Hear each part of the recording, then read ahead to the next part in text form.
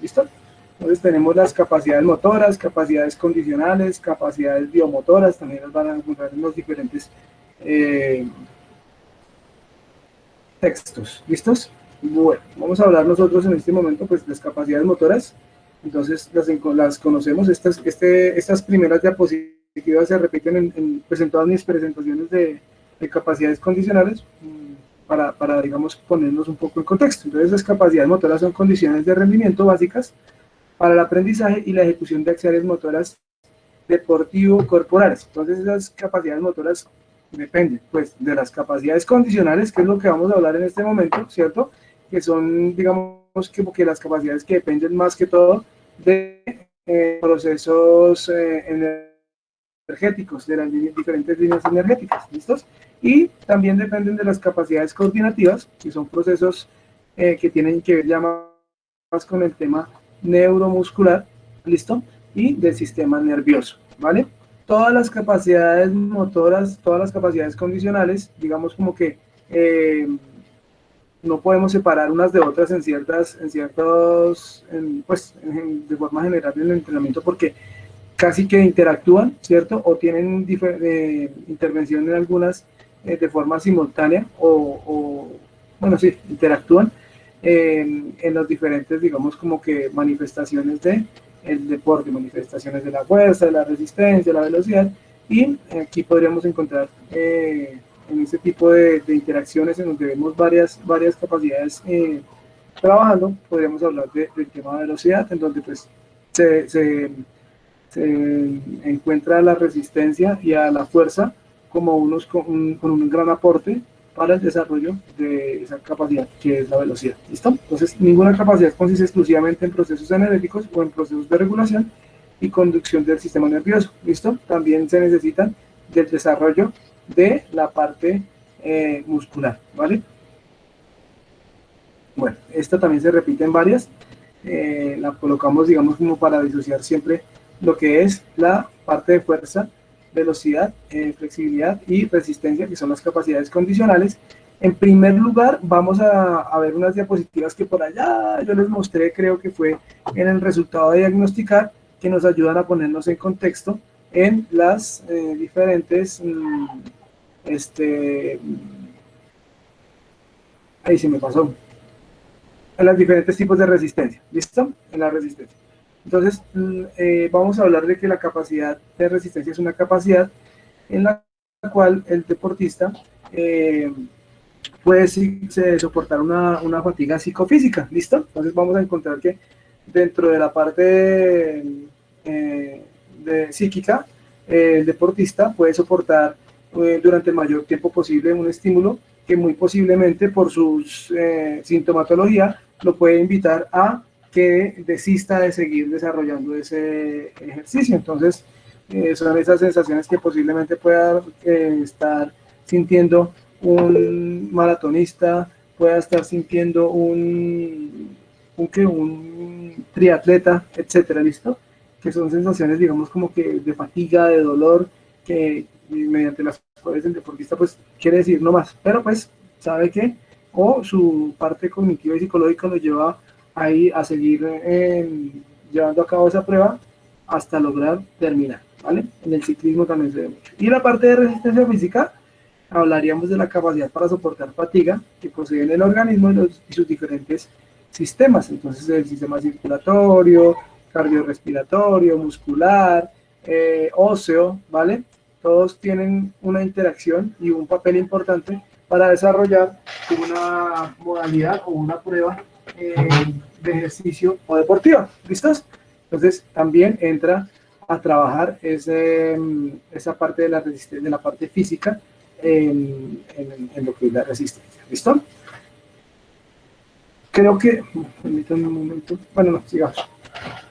Entonces, podemos clasificar, tenemos aquí diferentes tipos de clasificación de la resistencia, como lo es desde la vinculación a un deporte, ¿cierto? Desde el suministro energético, desde la duración temporal y desde el trabajo motor implicado. Este trabajo motor implicado, pues no lo vamos a ver directamente aquí en lo que es resistencia, porque se aborda más que todo en otras capacidades. Entonces podemos hablar de fuerza de resistencia o de resistencia a la fuerza veloz o resistencia a la velocidad máxima también. ¿Listos?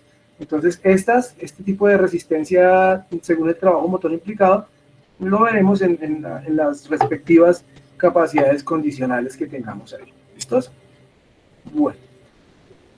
De ese modo, entonces tenemos que, desde la vinculación a un deporte, vamos a encontrar lo que es la resistencia general y la resistencia específica. ¿Listo? Entonces esa resistencia general es la que denominamos también resistencia de base, que va a tener un papel primordial en todas las modalidades deportivas y en el entrenamiento deportivo en general. ¿Listo? Se refiere al estado de forma con independencia de la modalidad deportiva. Entonces, yo puedo en este momento, digamos, tener cierto nivel de resistencia de base que me permite ir a jugar un partido de fútbol y pues desempeñarme de una forma recreativa en ese partido de fútbol. Pero si yo con ese estado físico que tengo en este momento quisiera practicar el fútbol a nivel competitivo, estoy seguro que no podría, porque no estoy adaptado en cuanto a las demandas que requiere el fútbol. Entonces, son esfuerzos anaeróbicos de alta intensidad. Se necesita una gran, digamos, capacidad de resistir a esos esfuerzos de alta intensidad, lo cual estoy seguro no estaría preparado en este momento para desarrollar. Entonces, la resistencia general me permite desarrollar ciertas actividades, pero no de forma específica. ¿Listo? Me permite, yo puedo ir a montar bicicleta, puedo ir a jugar fútbol, puedo ir a desarrollar todas esas actividades y tener una buena resistencia general que me permita hacer pues, esas actividades durante cierto tiempo a cierta intensidad. Pero cuando yo me vuelvo específico, esos deportes o esas modalidades deportivas ya tienen unas exigencias mayores, y es ahí cuando entra la parte de resistencia específica, que se refiere a la forma de manifestación específica de una modalidad deportiva. Entonces el fútbol ya tiene, como hablamos ahorita, ya tiene sus demandas de alta intensidad, ¿cierto? Lo mismo el ciclismo. En el ciclismo también tenemos una demanda que me obliga a aguantar, digamos, esfuerzos prolongados durante un cierto tiempo y pues a cierta intensidad como para poder ser competitivo. Yo podría soportar, digamos, como que 100 kilómetros, ¿cierto? A cierta intensidad, a baja intensidad o cierta intensidad, digamos que voy a mi ritmo y los completo, ¿cierto? Pero si yo voy a estar esos mismos 100 kilómetros en una competencia ya propiamente dicha, pues tendré que ir a una mayor velocidad, y eso implica que los procesos energéticos o las líneas energéticas deban estar entrenadas, y la parte, digamos, condicional de la fuerza y de la resistencia deban estar entrenadas para poder ser competitivo dentro de esa modalidad deportiva. ¿Listos? Entonces ahí está, digamos, como que la diferencia entre esa resistencia general y la específica, que es propia de cada deporte. Desde el punto de vista del suministro energético, entonces vamos a encontrar dos tipos de resistencia, como lo son la resistencia aeróbica y la resistencia anaeróbica. ¿Listo? Entonces la resistencia anaeróbica vamos a encontrar que es una resistencia en donde hay, digamos, como que un predominio de la ausencia de oxígeno para obtener energía. ¿Listos? Entonces el músculo obtiene energía de algunos sustratos con poca presencia o sin presencia de oxígeno. Aquí, digamos que me interesa aclarar un tema. No hay, digamos, como que preferencia total, por ejemplo, en esta parte anaeróbica no hay preferencia total por sustratos netamente anaeróbicos, ¿listo? También está en ese momento trabajando lo que es la resistencia, la parte aeróbica también puede tener, digamos, como que un aporte, pero mucho menor al que puede ser el propiamente anaeróbico. A eso se le llama continuum energético, ¿listo? El continuum energético, pues me dice que no hay, digamos, como que uso exclusivo de una sola línea energética, sino que todas se encuentran activas en todo momento. Lo que pasa es que se tiene mayor demanda de una respecto a las otras, ¿listo? No hay, digamos, como que corte total de la parte aeróbica para usar solamente la anaeróbica, eso no pasa, ¿listo? Y eso se llama continuum energético, ¿vale? Vamos a hablar entonces, digamos, acá con la parte de lo anaeróbico. Entonces, la obtención de energía es preferentemente en ausencia de oxígeno, ¿listo? Y eso implica pues que yo pueda desarrollar cierto tipo de esfuerzos, ¿listo? Entonces, tengo algunos esfuerzos que son anaeróbicos alácticos, ¿listo? Que van a tener, digamos, como que mayor presencia, o la oxidación, si se le puede decir oxidación, no creo que le podamos decir más en oxidación, sino hace uso de sustratos como lo es la fosfocreatina muscular y el mismo ATP, que son sustratos que son de alta energía, alta intensidad, pero poca duración. Entonces podemos estar hablando aquí de algunos que duran alrededor de los 3 segundos, como es algunos, el ATP, y otros que duran más o menos como 6 segundos, como lo es la parte de la fosfocreatina. ¿Listo? Son de alta intensidad, corta duración y no presentan residuos de lactato en sangre o en el músculo. ¿Listos? Tenemos los anaeróbicos lácticos, que ellos sí son de una mayor duración, ¿listo? Por arriba de los 10 segundos, y ellos sí me dejan residuos de ácido láctico o lactato en sangre y en músculo. ¿Listos? Estos siguen siendo sin presencia de oxígeno, pero cambian el sustrato energético. ¿Listo? Entonces, el sustrato energético que interviene en estos anaeróbicos lácticos es la glucosa propiamente dicha, o el glucógeno, pero en ausencia de oxígeno. Esta glucosa también va a tener la posibilidad de ser usada con presencia de oxígeno en el metabolismo o en la línea energética aeróbica. ¿Listos? Pero pues preferiblemente aquí en la parte anaeróbica también interviene. ¿Listos? Bueno, entonces esta anaeróbica láctica pues me presenta milimoles de lactato tanto en músculo como en sangre, ¿cierto? Y pues ese lactato es el que nosotros podemos conocer como ácido láctico, ¿vale? Que pues lo que lo hace que sea ácido láctico son estos iones de hidrógeno que se adhieren al músculo y pues presentan ese estado de fatiga que puede llegar a tener uno en cierto momento y pues el popular dolorcito, ¿cierto? ¿Cierto? Listo. Bueno, muy bien.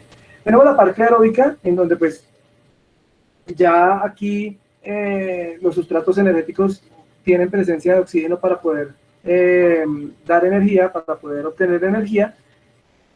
Y característica, pues, las acciones o las acciones motrices van a tener una menor intensidad a diferencia de los anaeróbicos. Los anaeróbicos son muy intensos, son mucho más intensos, pero son de una menor duración. Y los aeróbicos son menos intensos, pero me permiten tener una mayor duración, ¿vale? Tenemos los esfuerzos, digamos, aeróbicos glucolíticos, ¿listo? Que son con la presencia hacen uso del glucógeno, pero pues ellos tienen cierta duración, como la resistencia de media duración y resistencia de larga duración tipo 1. O sea, las vamos a ver aquí en la siguiente diapositiva, ¿vale? Tenemos los aeróbicos lipolíticos que ya obtienen preferentemente su energía de lo que son los ácidos grasos y los lípidos. Y tenemos la resistencia aeróbica proteica, que obtiene ya su energía más que todo de lo que son los aminoácidos o de las proteínas, pero digamos como que activar este tipo de forma preferencial este tipo de línea energética es muy difícil. Son pocos, o no son pocos, sino son más o son menos frecuentes los deportistas que hacen esto, porque los esfuerzos son ya esfuerzos supremamente prolongados, fuertes, y ya digamos como que la parte lipolítica no logra hacer su aporte. Aquí podemos hablar de estas carreras de aventura, que son estos deportistas que en las carreras los dejan por ejemplo, en una ciudad y tienen que llegar a otro lado, solamente pues mirando a ver cómo ellos se pueden desplazar. Entonces tienen que pasar ciudades, bosques y demás por sí solos, corriendo, ¿cierto? Y pues tienen poco tiempo de recuperación. De pronto en algunos casos la alimentación, ya cuando la carrera está avanzada, el estado de hidratación y de alimentación, de nutrición no es el óptimo. Entonces ellos ya se tienen que ver obligados, o sus cuerpos se tienen que ver obligados a activar ese tipo de metabolismos, ¿listo? Entonces, esto sucede como en ese tipo de carreras, ¿listo? Cuando el esfuerzo ya es demasiado prolongado, no hay muy buena recuperación y demás, se activa de forma preferencial este tipo de metabolismos. Entonces, bueno. Tenemos la clasificación desde la duración temporal, entonces vamos a encontrar que tenemos resistencia de corta duración, de media duración y de larga duración, ¿listo? Entonces la de corta duración vamos a encontrarla con cargas entre 45 segundos y 2 minutos, esas son resistencias de corta duración, y tienen, digamos, como que preferencia al suministro anaeróbico, ¿listos? Aunque pues ya 2 minutos ya implica, de cierto modo, hay algunos, va cambiando, digamos, como que el porcentaje de aporte y va entrando en acción o va tomando protagonismo la parte de la presencia de oxígeno. Tenemos la de media duración, que digamos que aquí hay una producción energética aeróbica creciente, el porcentaje de oxígeno a nivel del músculo va creciendo para obtener energía y encontramos aquí cargas entre 2 y 8 minutos. Y por último tenemos la resistencia de larga duración, que son todas las cargas superiores a 8 minutos, y vamos a tener una subclasificación en esta resistencia de larga duración. Vamos a encontrar la resistencia de larga duración tipo 1, en donde pues, vamos a encontrar esfuerzos que van prolongados hasta más o menos 30 minutos. La de larga duración 2 va entre 30 y 90 minutos, ¿vale? Y larga duración 3 que va con esfuerzos superiores a 90 minutos. Y tenemos larga duración 4, ¿cierto? La tipo 4, que es esfuerzos por arriba de 360 minutos. Ya son estos tipos que son unos... son que desarrollan carreras ya muy extremas, están preparados para jornadas bastante largas de trabajo y demás, entonces se han preparado para ello.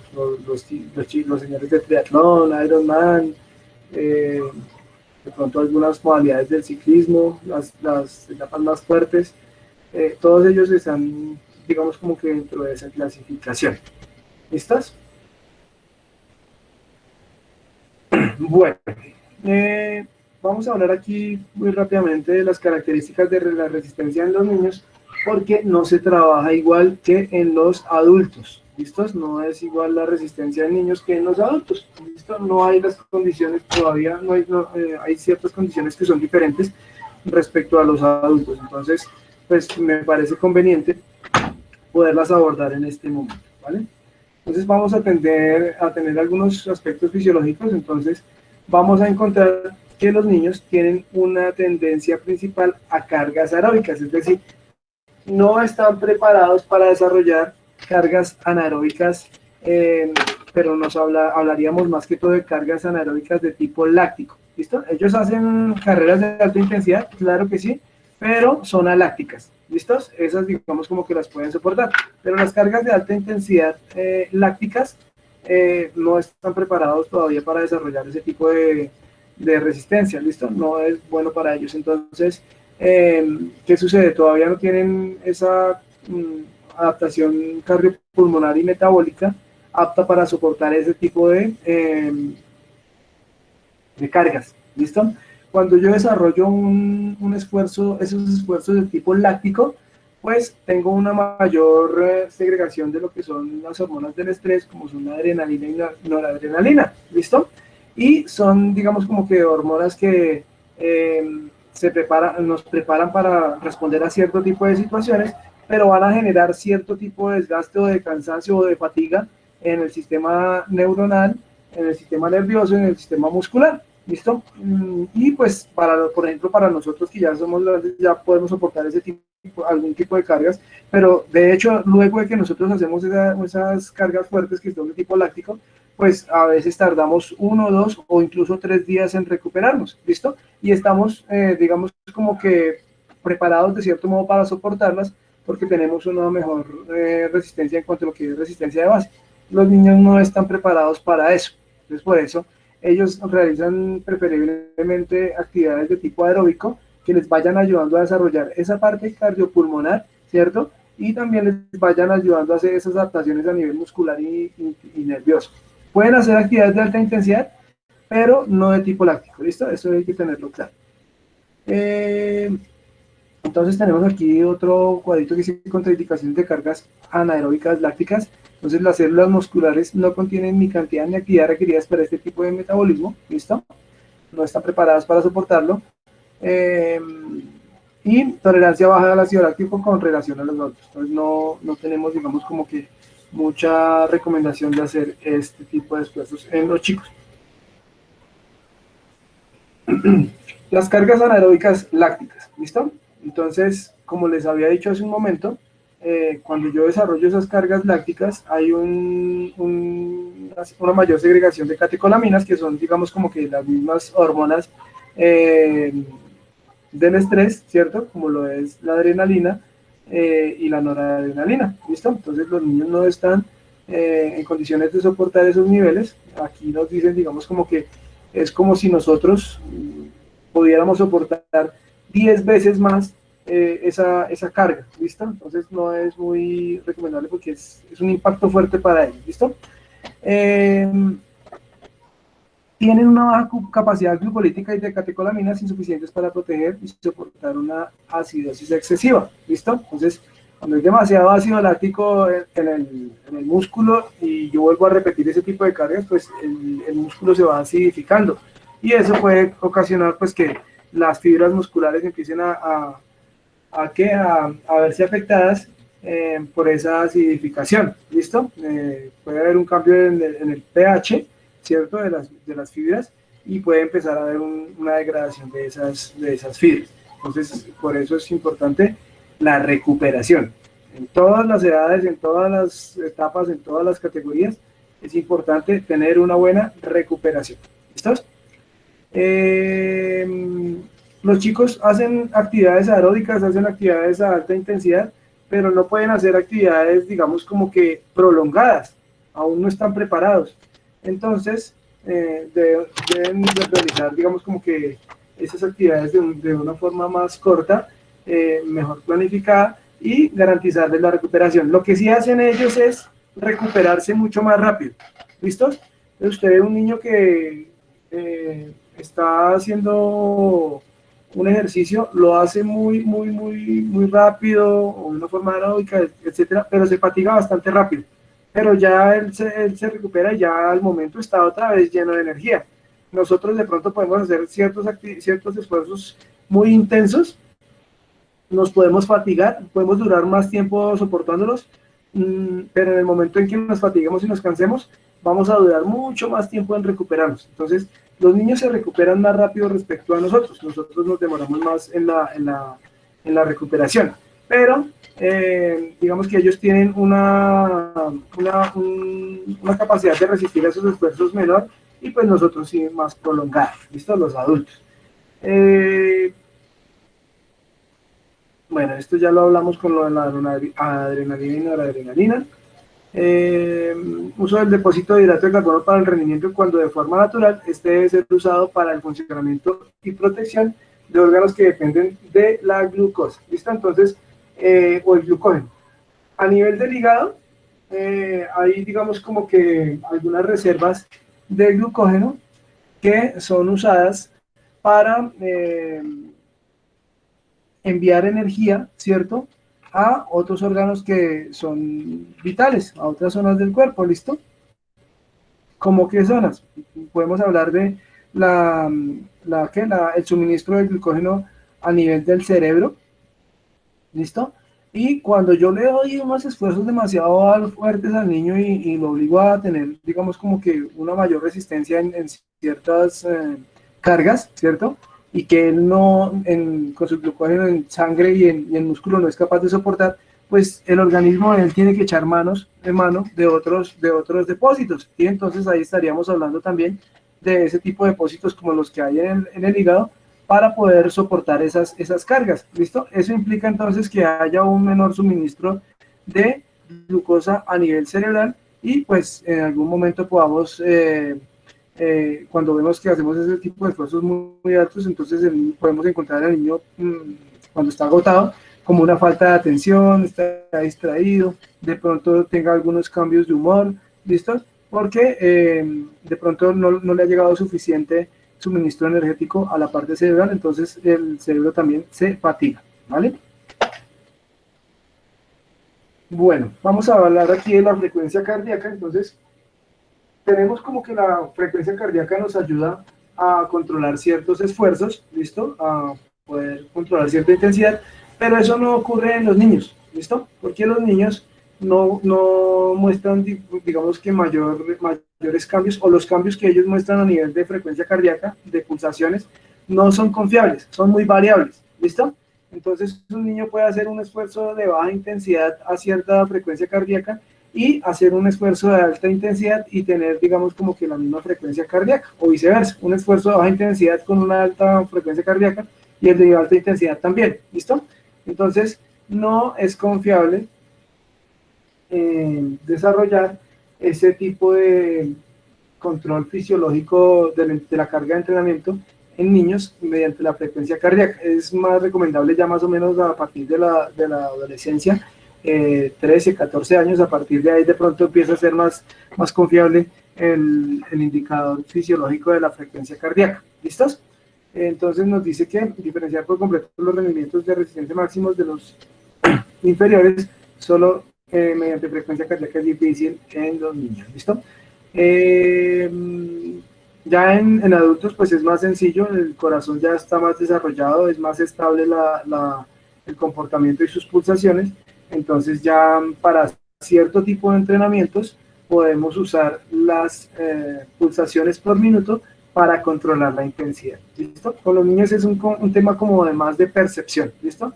Después yo creo que, bueno, ahora miro si me toca buscar un artículo para poder, digamos, que nos da una propuesta con una adaptación de la escala de Word para poder, digamos, como que controlar las cargas de entrenamiento y de intensidad en los chicos, ¿vale?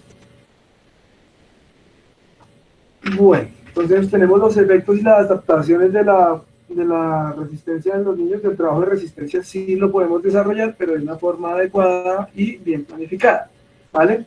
Entonces vamos a encontrar un aumento del músculo cardíaco y eficacia del rendimiento en el mismo, ¿listo? Entonces vamos a encontrar que los niños que hacen ejercicio, deporte, se entrenan, ¿cierto? Tanto en fuerza, resistencia, velocidad, bueno, todas las acciones que ellos desarrollan en sus entrenamientos y en sus actividades deportivas, pues les van a aportar en las diferentes capacidades condicionales. Recuerden que yo les dije hace un momento que esto es un complejo, no podemos separar unas cosas de las otras, sino que es un complejo, ¿listo? Un complejo en el cual pues todas las capacidades tienen cierto protagonismo, tienen mayor o menor protagonismo dependiendo del tipo de esfuerzo, ¿listos?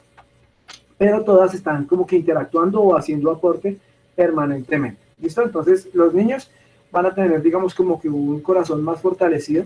Lo que hace el ejercicio en los niños en el desarrollo es optimizar esos procesos de crecimiento. Entonces usted puede ver incluso niños comparar niños que entrenan y niños que no entrenan. Entonces, ¿qué sucede? Pues generalmente los niños que entrenan optimizan su crecimiento. No quiere decir que vayan a crecer más, sino que afianzan mejor esos procesos de crecimiento respecto a los niños que no entrenan. Entonces, a mí ya, por ejemplo, yo les doy mi experiencia. Tengo entonces en la escuela niños que ya llevan entrenando conmigo desde los 6, 7 años, ¿listo? Y ya tienen 10, 12 años. Entonces, digamos que ellos ya llevan su proceso de crecimiento de ese modo. En cualquier momento puede llegar un niño que es de la misma edad de ellos y nunca ha entrenado, que de hecho ya ha pasado. Llegan niños que no han entrenado nunca, han estado en su casa, ya digamos como que los quieren meter a ese tipo de actividades. Los papás de pronto están preocupados porque es que mucho tiempo frente a pantallas, el médico les recomendó que tenían que hacer ejercicio a los niños y entonces le preguntan los papás a uno, bueno, ¿y cuál es el grupito con el que él podría trabajar? ¿Cuál es la categoría de él? Les muestra uno y dice, bueno, profe, esos niños tan grandes.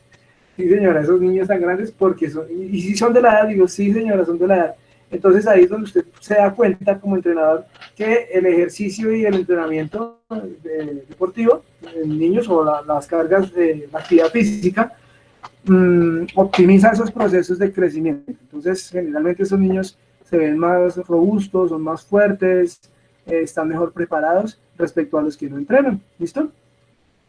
Vamos a encontrar la economía del trabajo circulatorio por precisamente este primer paso. Permítanme, yo Tengo aquí el puntero láser. Precisamente pues una de las razones es esta, que el músculo cardíaco es más fuerte. Entonces, al ser más grande y más fuerte, pues es capaz de enviar en un solo latido una mayor cantidad de sangre. Y pues no se va, digamos, como que a acelerar tanto el corazón, sino que él se va regulando y va adaptándose a las diferentes demandas. ¿Listo? Aumento del volumen sistólico y disminución de la frecuencia cardíaca, reposo. Entonces, en la sístole, que es cuando se envía la sangre, pues hay una mayor capacidad de enviar sangre. Y cuando estoy en reposo, pues simplemente mi corazón va a latir un poco más lento y va a tener una mayor economía de esfuerzo. ¿Listo? Cuando yo no estoy muy entrenado, ya estoy un poco sedentario, pues muy posiblemente nomás con subir del primer al segundo piso, mi corazón se va a acelerar bastante, o simplemente con un desplazamiento, o simplemente con hacer una actividad que sea de intensidad moderada o baja, el corazón se puede acelerar porque pues, es un corazón que está debilitado, ¿listo? No está entrenado, entonces es importante tener en cuenta eso. Va a haber una mayor eyección de sangre desde el corazón en estas personas que se encuentran entrenadas, ¿listo? Encontramos que hay una mayor economía del funcionamiento cardiopulmonar de los niños entrenados respecto a los que no están tomando como referencia pues un esfuerzo equivalente, es decir, un niño que haga una carrera de 30 metros, un niño que esté entrenado y uno que no esté entrenado, pues el entrenado va a tener una mayor economía de esfuerzo, va a llegar menos cansado, su corazón va a estar trabajando de una forma más tranquila respecto al otro. El otro puede llegar, mejor dicho, rojo, supremamente agitado, el corazón supremamente acelerado. Va a necesitar ese niño más tiempo para recuperarse. Si queremos hacer una segunda carrera, entonces el niño va a demorarse más tiempo en recuperarse respecto al que está entrenado. ¿Listo? El entrenamiento de resistencia a niños no representa daños, sino adaptaciones positivas.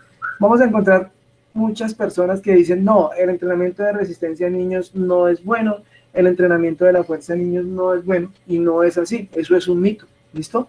Sí se puede desarrollar entrenamiento de fuerza y de resistencia en niños, pero sabiendo qué tipo de esfuerzos son los que pueden hacer ellos y adaptando las actividades para las posibilidades que ellos pueden desarrollar, ¿listo? Usted trabaja en resistencia incluso con niños hasta de 3 y 4 años, cuando los saca a caminar, cuando le compra el carrito al niño para que él mismo con sus piernas le dé impulso, ¿cierto? Ahí está trabajando fuerza, está trabajando resistencia en el niño. Eso es una actividad. Ustedes, básicamente, los que tienen hijos, ustedes son los primeros entrenadores de sus hijos, porque son los que les enseñan a caminar, y eso ya es un entrenamiento. Enseñar al niño a caminar es un entrenamiento. El niño va a hacer repeticiones tratando de dar el primer pasito, el segundo pasito, hasta que por fin puede dar pasos por sí solo. Y ahí usted está entrenando al niño, le está enseñando a caminar. Entonces, ¿qué implica que el niño aprenda a caminar?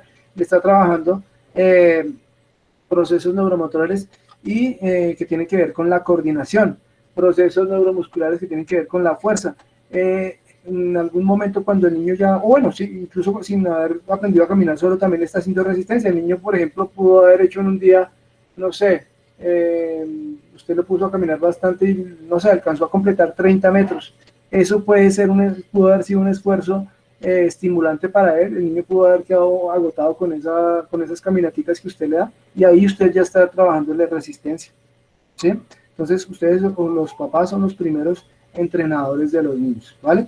Entonces, a mí me preocupa, por ejemplo, cuando vemos a un papá que en vez de ir a caminar al niño o hacer alguna actividad para que se entretenga, lo único que hace es ponerle una pantalla o ponerle de televisor, una pantalla de computador, un celular con un video para que no moleste, y lo dejan en el coche o en la cama, y el niño pues se entretiene simplemente con eso. Pero le está haciendo un daño bastante grande porque el niño no está optimizando esos procesos fisiológicos de crecimiento. ¿Listo? Entonces, por eso es importante que les enseñen a caminar, les enseñen a dar la voltereta, les enseñen a saltar. Básicamente es el juego que pues antes hacían los papás con los niños. Ahora pues muchos papás y mamás no se desesperan con el peladito y les ponen una pantalla o algo para que se entretenga y no moleste. ¿Listos? Entonces ahí es donde estamos viendo, digamos, como que esa menor capacidad motriz de los niños de ahora respecto de los de épocas anteriores. ¿Listos? Bueno, tenemos la metodología para trabajar con niños, ¿listo? Los niños pueden entrenarse ya en edad preescolar, como les decía ahorita, sin temor a consecuencias negativas o sobrecargas si el entrenamiento se efectúa de forma adecuada. Y esto lo dice el señor Weiner en su trabajo de entrenamiento total en el año 2005, y pues de lo cual, o el cual digamos que también tiene varias bases científicas, ¿listos? Bueno, tenemos también que el entrenamiento infantil debe enfocarse al desarrollo de la resistencia de base y no específica. ¿Listos? Los niños debemos o les tenemos que optimizar los procesos de crecimiento, y eso implica que en principio el niño va a tener que desarrollar más bien una resistencia de base que tiene que ver netamente con procesos de tipo aeróbico. Como les dije hace un rato, ellos pueden desarrollar esfuerzos anaeróbicos, pero que sean de tipo aláctico. ¿Listos? Tenemos que la resistencia de base es el desarrollo de adaptaciones requeridas enfocadas a posteriores cargas específicas. Eso es lo que estamos haciendo, lo que hacemos en la base. Optimizar esos procesos de crecimiento, mejorar esa resistencia de base, esa resistencia aeróbica, para que después el chico pueda, a partir de la especialización deportiva, a partir de su pubertad, empezar a desarrollar esfuerzos específicos que ya son propios de cada deporte. Entonces, la parte específica, este tipo de trabajo debe empezar a orientarse desde los 12 años, cuando empieza la etapa de especialización deportiva en los diferentes deportes. ¿Listo? ¿Qué métodos podemos usar? Entonces tenemos, esto los vamos a ver mucho más adelante, los métodos. ¿Ustedes ya vieron métodos del entrenamiento de la resistencia?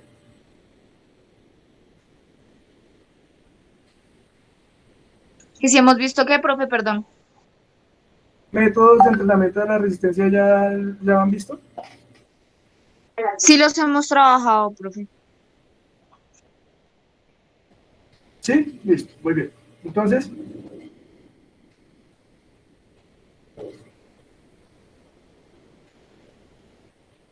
permítame un momento.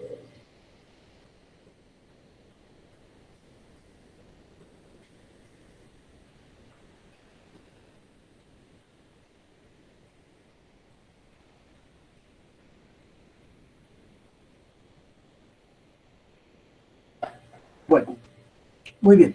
Entonces vamos a encontrar pues que hay dos tipos de entrenamiento, que son el continuo uniforme, que es, digamos, como que es para desarrollo de trabajos aeróbicos, y tenemos el interválico, que también me permite desarrollar trabajos de tipo aeróbico o mixto. ¿Listos?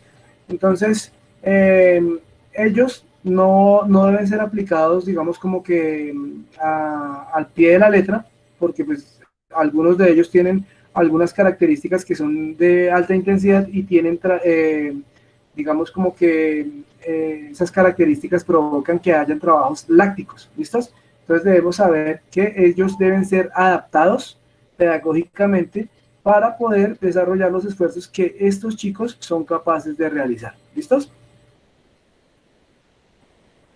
Bueno, tenemos unos principios metodológicos para el entrenamiento con los niños. Entonces, el primero es, a fin de no someter al niño a esfuerzos anaeróbicos intensos y probablemente negativos, se deben plantear trabajos de carrera entre 5, 10 o 15 minutos a una intensidad moderada. ¿Listos? No alta intensidad, sino moderada.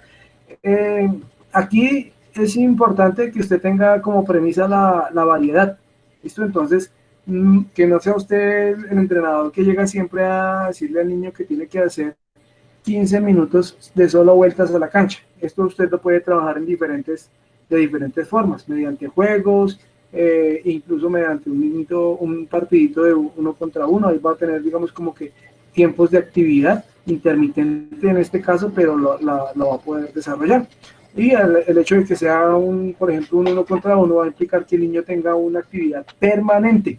¿Listo? Y podamos ir trabajando este tipo de cosas. No es que yo le voy a decir todos los días al niño que tiene que hacer 10 minutos o 15 minutos de solo carrera y darle vueltas a la cancha y darle vueltas a la cancha, y pues va a llegar el momento en que el niño se cansa. ¿Listo?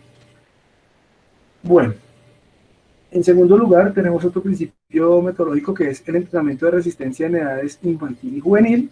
¿Listos?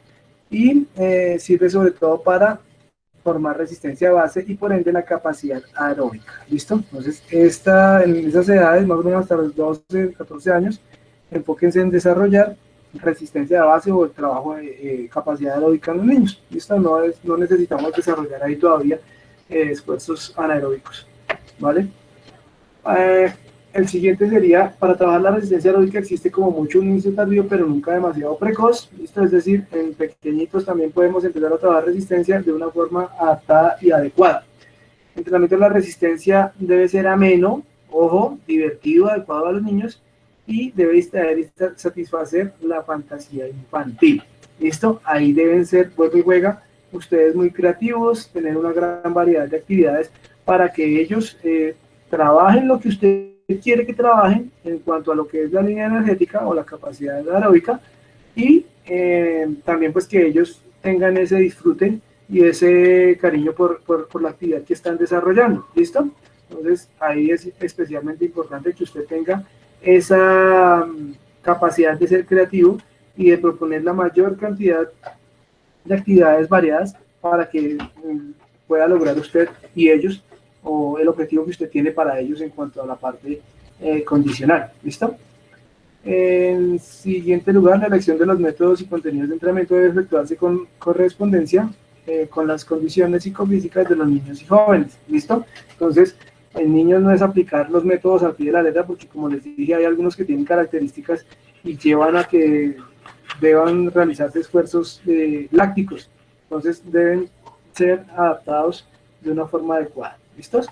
Tenemos aquí lo que son las fases sensibles del entrenamiento de la resistencia o de del desarrollo de resistencia en los niños. Desde los 8 años aumenta la entrenabilidad de esa capacidad, ¿listo? La producción de cambios orgánicos que permiten adaptación a esfuerzos mantenidos. Entonces encontramos aquí que hay una pequeña resistencia o diferencias de resistencia en cuanto a lo que son los niños y las niñas, ¿listo? Entonces vamos aquí a encontrar que entre los 8 y los 10 años pues hay cierta similitud, ¿cierto? No hay mayor diferencia. Entre los 10 y los 12 años aún hay, digamos, como que esa similitud. Entonces aquí vamos a hablar de que aquí cuando hay solo un más, ¿cierto? Es porque hay un inicio cuidadoso, listo, hay más o menos 1 o 2 veces a la semana se pueden hacer algunas actividades. Cuando hay 2 crucecitas, entonces es más intenso, de 2 a 5 veces, y cuando hay de 3 crucecitas, entrenamiento de rendimiento, y cuando está la flechita hacia la izquierda, es un entrenamiento continuo. ¿Listos? Vamos a encontrar que entre los 12 y los 14 años aún se hace trabajo aeróbico en ambos, pero en las mujeres, ya que se desarrollan primero que los hombres, ya se pueden empezar a hacer unos primeros trabajos de tipo anaeróbico. ¿Listo? Entre los 14 y los 16, este trabajo se intensifica en las mujeres, ¿listo? Se mantiene la parte aeróbica, se intensifica en las mujeres el trabajo anaeróbico, y en los hombres, entre los 14 y 16, se puede iniciar ese trabajo anaeróbico. Ya digamos como que empieza a haber una nivelación en cuanto a la parte de desarrollo. Entre los 16 y 18 en las mujeres ya es un trabajo continuo, en los hombres se aumenta un poco la capacidad, y a partir de los 18 20 es continuo en las mujeres, y pues los hombres ya posteriormente nivelarán y podrán, digamos, como que sobrepasar la capacidad que tienen las chicas.